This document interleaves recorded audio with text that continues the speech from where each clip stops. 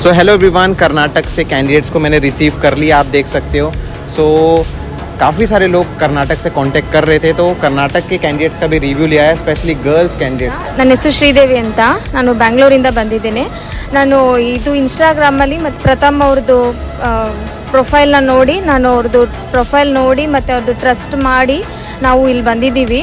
ಮತ್ತು ಅವರು ನಮಗೆ ವೀಸಾ, ಪಾಸ್ಪೋರ್ಟು ಮತ್ತು ಟಿಕೆಟ್ಸು ಎಲ್ಲನೂ ಅವರೇ ಬುಕ್ ಮಾಡಿ, ಮತ್ತು ನಮಗೆ ಪ್ರತಿ ಸತಿನೂ ನಾವು ಕಾಲ್ ಮಾಡಿದಾಗ ಇಮಿಡಿಯೇಟ್ ನಮಗೆ ರಿಪ್ಲೈ ಮಾಡಿ, ನಾವು ಇಲ್ಲಿಗೆ ಬರೋ ಥರ ಅವರು ಬಂದ ಮೇಲೂ ಒಂದು ಭಯ ಇತ್ತು, ಹೇಗೆ ಏನು ಇಲ್ಲಿ ಅವ್ರು ಬರ್ತಾರಾ ಅನ್ನೋದೆಲ್ಲ ಇತ್ತು.